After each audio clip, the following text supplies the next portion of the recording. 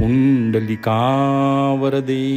हरी विठ्ठल श्री ज्ञानदेव तुकाराम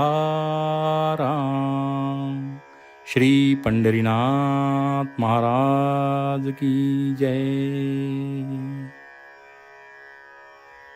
श्री ज्ञानेश्वरी सारांश अध्याय 2। मोक्षदानी स्वतंत्र ज्ञान प्रधान हे शास्त्र, इतुलाले दुजी सूत्र उभारले।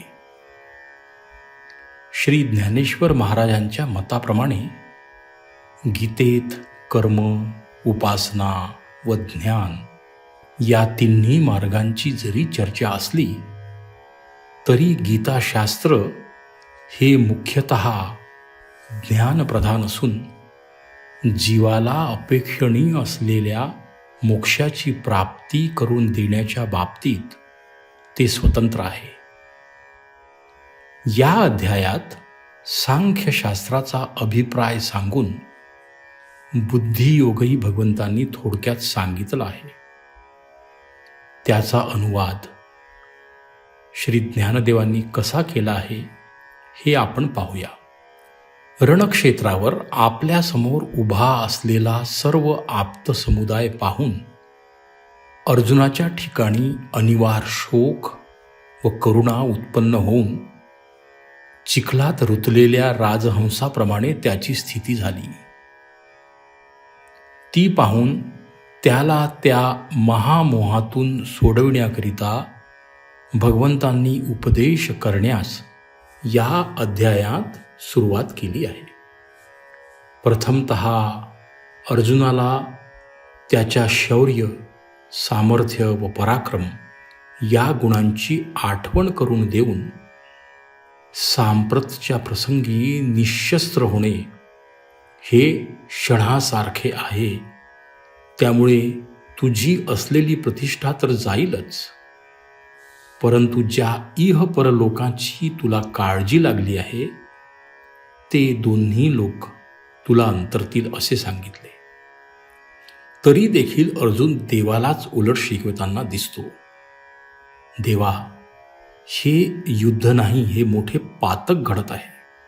इष्टमित्र, सोयरे, भीष्म द्रोणांसारखे पूज्य गुरुजन यांचा वध माझ्या हातून होत आहे। छे, असले पाप करण्यापेक्षा भीक मागितलेली बरी, असे म्हणून त्याने देवाकडे पाहिले। तेव्हा देवाला आपले म्हणणे अजिबात पटत नाही असे त्याला दिसले। यावेळी मात्र अधिक काही न बोलता आपला देवाच्या ठिकाणी असलेला अनन्य भाव प्रकट करून तो देवाला शरण गेला व मला तर माझे हित कळत नाही, तूच मला योग्य व धर्म्य काय आहे ते सांग, असे विनवून म्हणाला। देव जणू काय शरणागतीची वाटच पाहत होते। ज्ञानदेवांनी मोठे सुंदर रूपक करून मोहरूपी सर्पदंश झालेल्या अर्जुनाच्या मदतीला, ज्याच्या नुसत्या एका दृष्टिक्षेपातच ते विष उतरविण्याचे सामर्थ्य आहे, असे भगवान रूपी गारुडी कसे धावले याचे सुंदर वर्णन केले आहे। अध्यात्माच्या बैठकीवरून केलेल्या उपदेशास येथूनच सुरुवात झाली आहे।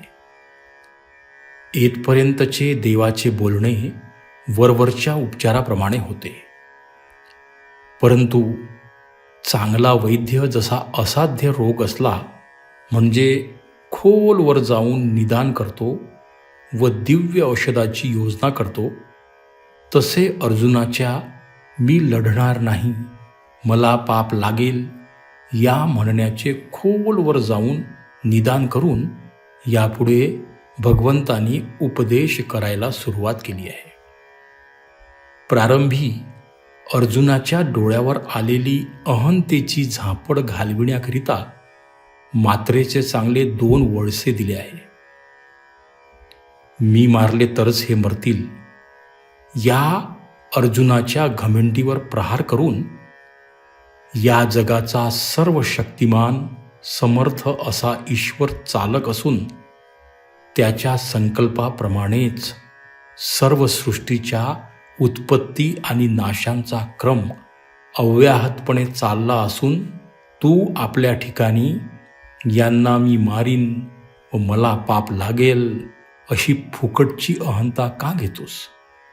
तू भ्रांतीला वश होऊन देह व इंद्रिये यांच्यावर दृष्टी ठेवली आहेस, म्हणून तुला जन्म मृत्यू हे दिसतात.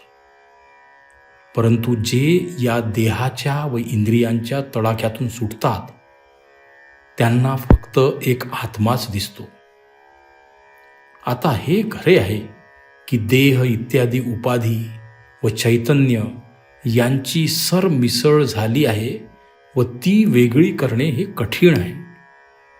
पण जे संत आहेत त्यांना विवेकाची कास धरून या फुटक्या उपाधीतील शाश्वत सर्वव्यापी जन्ममरणरहित चैतन्याची ओळख करून घेणे शक्य आहे. कोणत्याही शस्त्राने या सर्वांच्या अंतर्यामी वसत असणाऱ्या चैतन्याचा घात करू गेले तरी होणे शक्य नाही. शस्त्राने नाश फक्त शरीराचा होऊ शकतो व शस्त्र टाकून देऊन शरीराचा नाश करण्याचे टाळले तरी आज ना उद्या ते शरीर गळून पडणारच आहे. नासणे हा या शरीराचा स्वभावच आहे. जुनी वस्त्रे फाटली म्हणजे मनुष्य नवीन वस्त्रे घेतो, तसे हे चैतन्याच्या ठिकाणी अनेक देह जातात व येतात. आकाशात ढग येतात व जातात त्याप्रमाणे या सृष्टीची मायेमुळे घडामोड झालेली दिसते. म्हणून आत्मा अमर आहे या दृष्टीने विचार केला काय, किंवा शरीर जाणारेच आहे म्हणून विचार केला काय, तुला शोक करायला काहीच कारण नाही. म्हणून आता तुला लढणे हेच श्रेयस्कर आहे. येथपर्यंत अविनाशी आत्मा व नाशिवंत परंतु पुन्हा जन्माला येणारा देह यांचा विचार स्पष्टपणे सांगून यापुढे अर्जुनाला ज्या धर्माची काळजी लागली होती त्याचा विचार भगवंतांनी सांगितला आहे.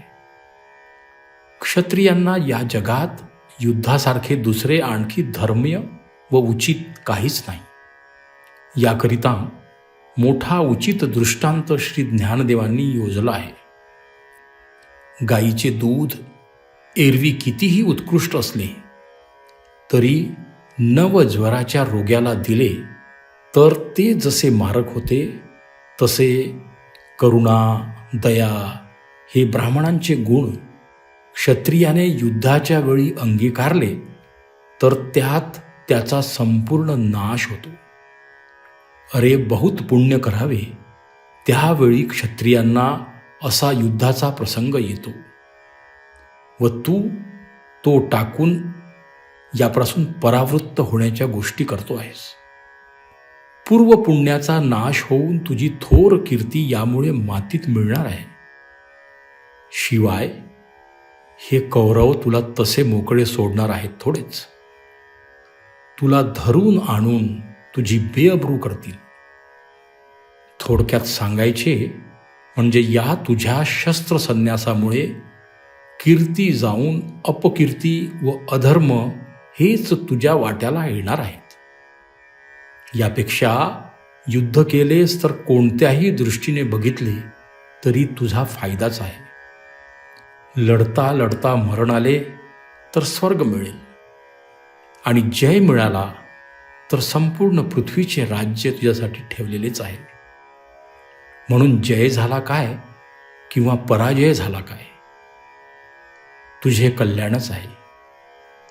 ही समत्व बुद्धी ठेवून उचित अशा धर्म युद्धाला पुन्हा प्रवृत्त हो व जे प्राप्त होईल ते निमूटपणे सहन करणे हे श्रेयस्कर आहे व त्यात तुला पाप बिलकुल लागणार नाही आहे. थोडक्यात सांख्यस्थिती सांगितली. आता वज्र कवचाप्रमाणे अभेद्य व रक्षण करणारा जो निष्काम कर्मयोग तो तुला सांगतो. असे म्हणून त्याची चर्चा करण्यास देवांनी आरंभ केला. ईश्वरा वाचून ज्या बुद्धीला दुसरा आधार नाही, त्या अनासक्त बुद्धीने स्वधर्म आचरण करण्याची हातवटी का एकदा प्राप्त झाली, म्हणजे मग या प्रपंचाच्या उपाधीत असूनही ती उपाधी मनुष्याला बाधा करू शकणार नाही. परंतु ईश्वराला सोडून व वेदाच्या अर्थवादात सांगितलेल्या मनोहर दिसणाऱ्या स्वर्ग सुखाला भुलून जे त्याच्या मागे लागणारे दुर्बुद्धी लोक या जगात आहेत, त्यांची तू संगत धरू नकोस. वेदात अधिकार परत्वे अनेक गोष्टी सांगितल्या आहेत. तुला मात्र निष्काम कर्म करणेच योग्य आहे. ईश्वरार्पण बुद्धीने केलेले कर्म जरी दैववशात असांग राहिले तरी ते ईश्वराच्या ठिकाणी प्रविष्ट झाले असल्यामुळे परिपूर्णच आहे. अशा बुद्धीने कर्म करणे हे योगाचे सार आहे. देह व इंद्रिये यांच्यावर तुझी बुद्धी स्थित आहे, म्हणून तिला मोह उत्पन्न झाला आहे. ती बुद्धी जेव्हा शुद्ध होईल त्यावेळी तुला या योग स्थितीचा म्हणजे साक्षात समाधीचा अनुभव येईल. समाधीचे हे अद्भुत वर्णन ऐकल्याबरोबर अर्जुनाच्या तोंडाला पाणी सुटले व त्याने या समाधी सुखाचा निरंतर अनुभव कोणी घेतला आहे का, त्यांची स्थिती व आचरण देवा मला सांगाल का, अशी देवाला विनवणी केली.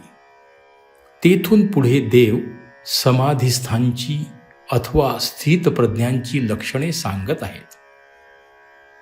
देहरूपी प्रपंचाची उपाधी सोडून अंतर्यामीच्या आनंदाने जो तृप्त आहे, कोणतीही कामना ज्याला शिवत नाही, देहावर दुःखाचे कितीही प्रसंग आले तरी ज्याचे चित्त महासुखात निमग्न असते, उद्विग्न होत नाही, आपल्या आनंदाचा प्रकाश चंद्राप्रमाणे जो सर्वांना सारखा देतो, योगी लोकांनाही दुर्दम्य अशी इंद्रिये ज्याच्या स्वाधीन आहेत, अशा मला हृदयात साठविल्यामुळे रसविषयासारख्या रसाचीही त्याच्यापुढे मातब्बरी नाही. या ठिकाणी भगवंतांनी ज्यांच्या ठिकाणी मनाची चंचलता असल्यामुळे इंद्रिय निग्रह नाही, त्यांना सुखलेशही मिळत नाही, याचे वर्णन करून प्राप्त स्थितीच्या जवळ आलेल्या पुरुषांनाही इंद्रिय निग्रहाची केवढी आवश्यकता आहे याचे प्रतिपादन केले आहे. विषयाची नुसती आठवण चित्तात राहिली तरी संपूर्ण नाशाचे ते बीज आहे. पण हे स्थितप्रज्ञ पुरुष सदा जागे राहिलेले असतात. ते अनंत सुखसमुद्रात बुडी देऊन असे राहिल्यामुळे रिद्धी सिद्धीसारखे ऐश्वर्यही ज्यांच्या खिसगणतीत येत नाही, असे परमानंदाने पुष्ट झालेले पुरुष जगद्रूप बनून जगतातच राहतात. या बोधावर सर्व काळ असल्यामुळे देहपात व्हावयाचा प्रसंग आला तरी त्यांच्या चित्तात कोणतीही गडबड न उडता खपली पडावी तसा त्यांचा देह न कळत पडतो. देवाचे हे बोलणे ऐकून अर्जुनाला मनातून हर्ष झाला. त्याच्या मनात होते तेच देवांनी सांगितले असे त्याला वाटले. हा विचार देवाला अर्जुन पुढच्या अध्यायात सांगेल. श्री कृष्णार्पणमस्तु.